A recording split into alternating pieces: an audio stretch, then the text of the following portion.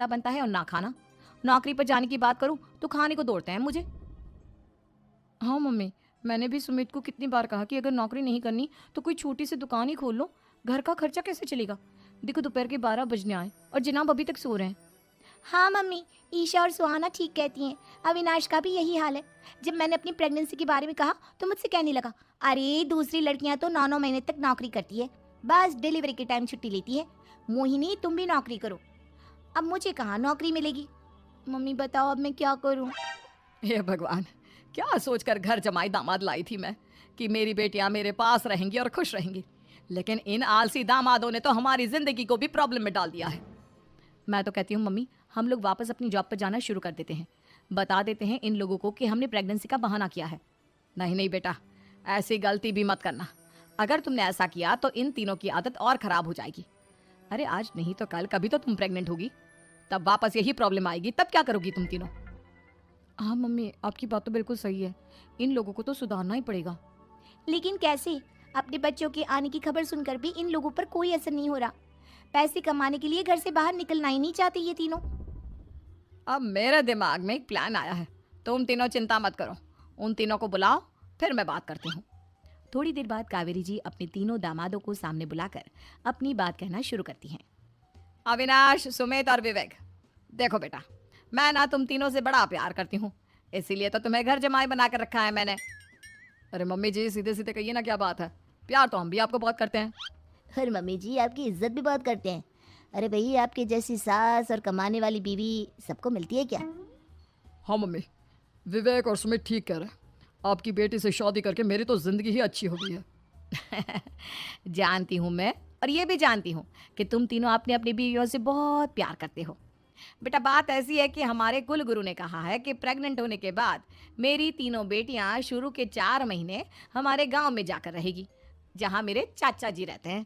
अरे लेकिन क्यों मम्मी, गांव में जाकर रहने की क्या जरूरत है इन तीनों को? वो क्या है ना बेटा, हमारे परिवार को एक श्राप है। अगर मेरी बेटियों ने यहाँ पर बच्चा पैदा करने की कोशिश की तो उनके बच्चों को कुछ भी हो सकता है। इसलिए अब से लेकर 4 महीने पूरे होने तक इन्हें गांव वाले घर में रहना पड़ेगा। हाँ तो इसमें प्रॉब्लम क्या है मम्मी जी? हम भी वहाँ जाकर रहेंगे, पिकनिक बनाएंगे। अरे भाई, बीवी जहाँ हम भी वहाँ। हाँ यार, आइडिया तो बहुत अच्छा है। शहर की जिंदगी में रह रहकर परेशान हो चुके हैं, अब कुछ दिन गांव में बिताएंगे। तुम लोग समझने की कोशिश क्यों नहीं करते? तुम में से कोई भी वहां नहीं जा सकता, और मैं यहाँ रहूंगी ना तुम तीनों के साथ। 4 महीने की तो बात है, उसके बाद ये तीनों ही लौट कर आ जाएंगी। ठीक है मम्मी जी, अब हमारे बच्चों का सवाल है तो ये तो करना ही पड़ेगा। कावेरी अपनी तीनों बेटियों को कुछ दिन के लिए घर से बाहर कहीं दूसरे शहर में रहने के लिए भेज देती है। कुछ दिनों के बाद, अरे मम्मी जी, बहुत दिन से पिज्ज़ा नहीं खाए, मंगवाइए ना। क्या बताऊं बेटा, पहले तो बेटियां खर्चा दे देती थी क्योंकि उनकी नौकरी थी, लेकिन अब तो मेरे पास पैसे ही नहीं बचे। थोड़े बहुत पैसे हैं जो बच्चों की डिलीवरी में काम आएंगे। लेकिन मम्मी जी, आपकी बेटियों को वापस आने में तो अभी बहुत वक्त बाकी है। वही सोच सोच कर परेशान हो रही हूँ। सोच रही हूँ कल से दूध भी बंद करवा देती हूँ। अब दूध वाले को देने के लिए पैसे भी तो नहीं है ना। अरे नहीं नहीं मम्मी जी, अगर दूध भी बंद करवा दोगी तो मुझे चाय कहाँ से मिलेगी? और चाय के बिना मैं तो मर ही जाऊंगा। क्या करूं बेटा, इसके अलावा हमारे पास कोई ऑप्शन नहीं है। मेरे पास पैसे ही नहीं बचे। इस तरह कावेरी जी धीरे धीरे अपने तीनों दामादों को पैसे देना बंद कर देती हैं और घर में खाने पीने की चीजें लाना भी बंद कर देती है। अब वो तीनों बुरी तरह से परेशान होने लगे थे, और इसलिए एक दिन तीनों प्लान करके घर से बाहर निकलते हैं। और बाजार में जाने के बाद, यार अच्छा खाना खाए हुए कितने दिन हो गए, पता नहीं कब अच्छा खाना मिलेगा। हमारी बीवियों के जाने के बाद तो हमारी हालत भिखारियों जैसी हो गई है यार। कुछ भी हो, मुझे तो आज पिज्जा खाना ही खाना है।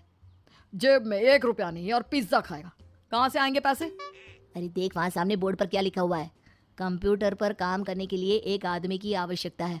भाई मैं तो जा रहा हूँ, काम करूँगा और शाम तक पैसे लाकर आराम से पिज्ज़ा खाऊंगा। जा जा, तुझे कोई काम नहीं देने वाला, हम तो घर जा रहे हैं। चल भाई सुमित। सुमित और अविनाश वहाँ से चले जाते हैं और विवेक उस कंप्यूटर शॉप पर सारा दिन काम करके 5,000 रुपये कमा कर घर लौट कर आता है और अपने खाने के लिए अच्छी अच्छी चीज़ें भी लेकर आता है।